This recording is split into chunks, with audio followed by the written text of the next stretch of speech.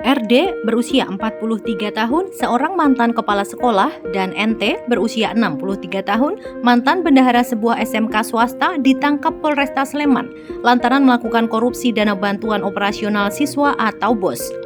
Uang yang seharusnya untuk pengembangan sekolahan itu ditilap dan digunakan untuk kepentingan pribadi. Adapun kedua tersangka sudah ditahan di Mapolresta Sleman sejak 4 Oktober 2022. Berikut ini sejumlah fakta persekongkolan jahat mantan kepala sekolah dan mantan bendahara SMK di Sleman ini. Fakta pertama, tilap BOS sejak 2016 hingga 2019. Keduanya diduga telah melakukan praktek korupsi dana BOS tahun 2016 hingga 2019 dengan perhitungan total kerugian negara mencapai ratusan juta rupiah.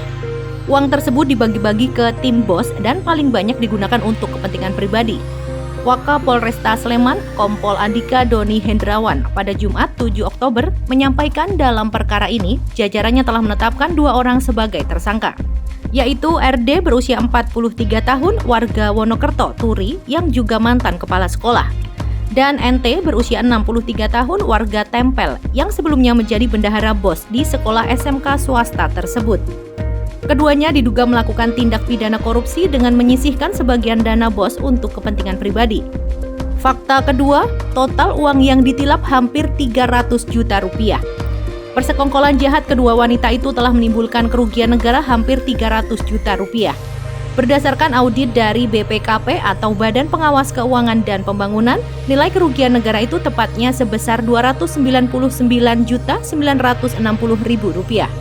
Fakta ketiga, terungkap berkat laporan masyarakat. Kasus tindak pidana korupsi di SMK swasta ini bermula dari laporan masyarakat di bulan Januari 2020. Unit 4 Tindak Pidana Korupsi atau Tipidkor Satreskrim Polresta Sleman lalu melakukan penyelidikan hingga bulan September 2021. Dalam proses penyelidikan yang berlangsung lebih dari 1 tahun itu, petugas mendapatkan hasil audit kerugian negara dari BPKP Perwakilan DIY. Dalam perkara ini, polisi juga telah menerbitkan laporan polisi model A dengan terlapor RD dan NT. Fakta keempat, ambil dana BOS dari bank. Modus yang digunakan kedua tersangka adalah mengambil dana BOS dari bank. Setelah diambil dari bank, disisihkan lebih dahulu sebelum uangnya disetorkan ke bendahara. Jadi, tidak semua uang tersebut digunakan untuk keperluan sekolah. Fakta kelima, sekolah terima BOS sebesar 150 juta per tahun. Setiap tahun, nominal dana bantuan yang diberikan beragam, tergantung dari jumlah siswa. Tetapi rata-rata di kisaran 150-an juta rupiah. Jika ditotal, selama periode 2016 hingga 2019, SMK swasta tersebut telah menerima dana BOS dari pemerintah sebesar 700-an juta rupiah. Uang tersebut kemudian dikorupsi sebesar Rp299.960.000. Fakta keenam, dibagi-bagikan tim BOS.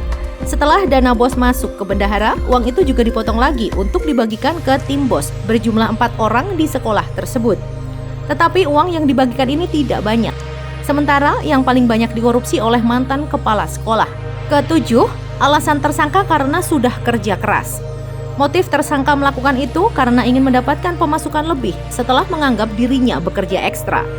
Menurut mereka, uang hasil korupsi itu dihabiskan untuk kebutuhan sehari-hari. Dalam perkara ini, sejumlah guru yang pernah merasa mendapatkan uang dari korupsi dana BOS telah mengembalikan uang kerugian sebesar Rp16.250.000. Uang tersebut termasuk pengembalian dari tersangka NT senilai Rp6.800.000 dan kini telah disita sebagai barang bukti. Fakta ke-8, polisi kejar pelaku lain. Diketahui pengembalian uang tidak menghapus tindak pidana. Proses hukum terus berjalan. Bahkan tidak menutup kemungkinan akan ada tersangka lainnya. Atas perbuatannya, para tersangka disangka melanggar UU nomor 20 tahun 2001 tentang tindak pidana korupsi Jungto pasal 55 KUHP, Jungto pasal 64 KUHP. Ancaman pidana paling lama seumur hidup atau paling singkat 4 tahun dan paling lama 20 tahun penjara. Lalu denda paling sedikit sebesar 200 juta rupiah dan paling banyak sebesar 1 miliar rupiah.